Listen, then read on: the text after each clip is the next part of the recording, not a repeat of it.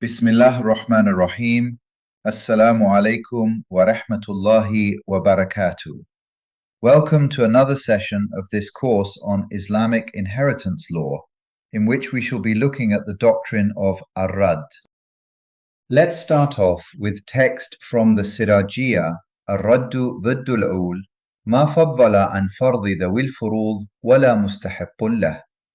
يرد على ذوي الفروض بقدر حقوقهم إلا على الزوجين، وهو قول عامة الصحابة رضي الله تعالى عنهم، وبه أخذ أصحابنا رحمهم الله تعالى. وقال زيد بن ثابت رضي الله تعالى عنه: الفاضل لبيت المال، وبه أخذ مالك والشافعي رحمهما الله تعالى. ثم مسائل الباب على أقسام 4: أحدها أن يكون في المسألة جنس واحد ممن يرد عليه عند عدم من لا يرد عليه، فاجعل المسألة من رؤوسهم، كما لو ترك بنتين أو أختين أو جدتين، فاجعل المسألة من 2. والثاني: إذا اجتمع في المسألة جنسان أو 3 أجناس ممن يرد عليه عند عدم من لا يرد عليه، فاجعل المسألة من 2. أن يكون مع الأول من لا يرد عليه، فأعط فرض من لا يرد عليه من أقل مخارجه، فإن استقام الباقي على رؤوس من يرد عليه فبها كزوج و3 بنات، وإن لم يستقم فاضرب وفق رؤوسهم في مخرج فرض من لا يرد عليه، إن وافق رؤوسهم الباقي كزوج و6 بنات، وإلا فاضرب كل رؤوسهم في مخرج فرض من لا يرد عليه، فالمبلغ تصحيح المسألة كزوج و5 بنات.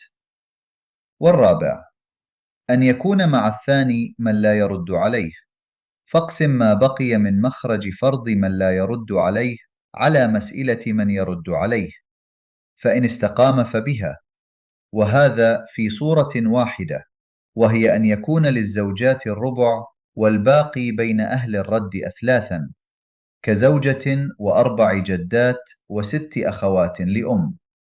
وإن لم يستقم فاضرب جميع مسألة من يرد عليه في مخرج فرض من لا يرد عليه، فالمبلغ مخرج فروض الفريقين ك4 زوجات و9 بنات و6 جدات، ثم أضرب سهام من لا يرد عليه في مسألة من يرد عليه، وسهام من يرد عليه فيما بقي من مخرج فرض من لا يرد عليه، وإن انكسر على البعض فتصحيح المسائل بالأصول المذكورة.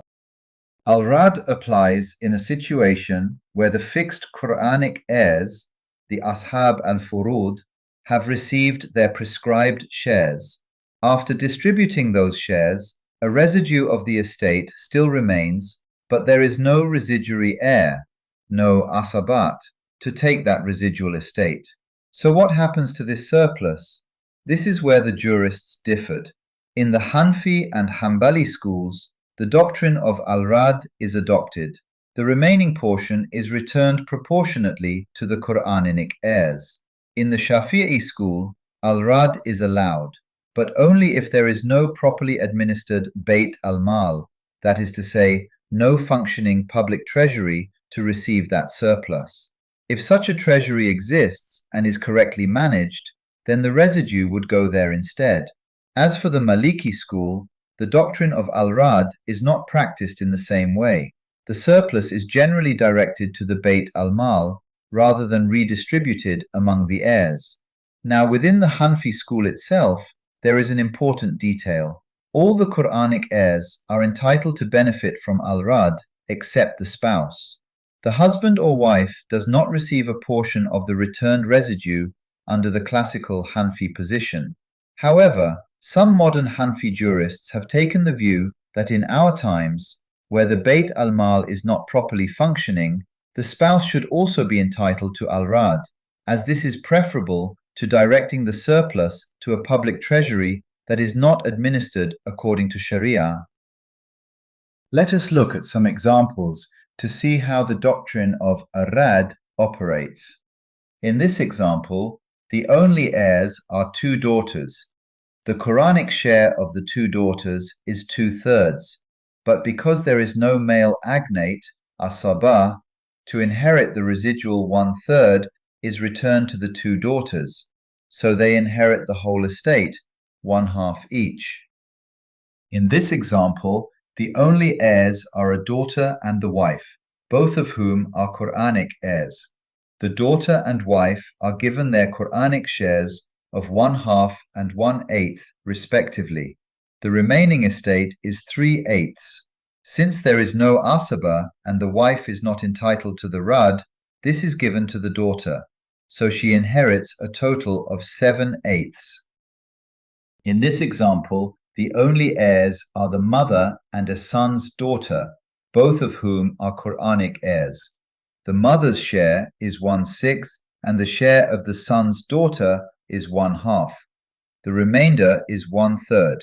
Again, there is no residuary heir, no asaba. Both the mother and son's daughter are entitled to receive the radd, so the 1/2 is returned to them in proportion to their original shares.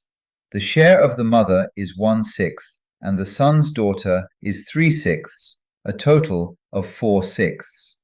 We change the denominator to the same value as the numerator, so 4/6 becomes 4/4. The numerators remain unchanged. So the mother inherits 1/4 instead of 1/6, and the son's daughter inherits 3/4 instead of 3/6. In this example, the only heirs are the maternal grandmother and a uterine sister, both of whom are Quranic heirs. They both inherit a 1/6 Quranic heir. Again, as there is no asaba to inherit the residue, the doctrine of Al Radd is applied, and they both inherit 1/2 each.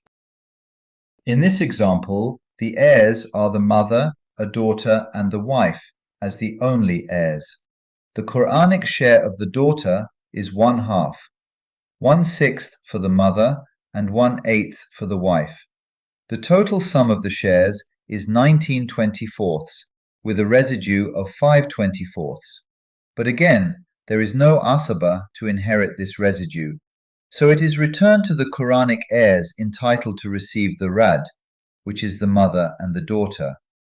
The radd is returned to them in proportion to their original shares.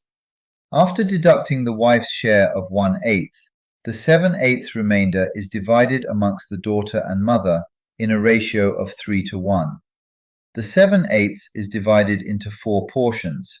Each portion is worth 1/4 multiplied by 7/8, which is 7/32.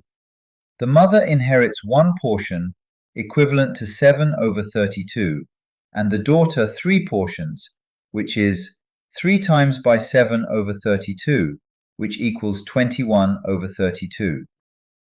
In this final example, the heirs are the mother, a full sister, and a uterine brother. All 3 heirs are Quranic heirs. Their Quranic shares are 1/6, 3/6, and 1/6 respectively, as shown in the table. The total sum of the shares is 5/6. Again, there is no asaba to inherit the 1/5 residue. All the Quranic heirs are entitled to receive the radd in this case, and it is returned to them in proportion to their original shares, in a ratio of 1:3:1. The easiest way to do this is to make the total 5/6 into 5/5, so the mother gets 1/5 instead of 1/6, the full sister 3/5 instead of 3/6, and the uterine brother 1/5 instead of 1/6. This brings us to the end of this session. Insha'Allah, see you in the next one.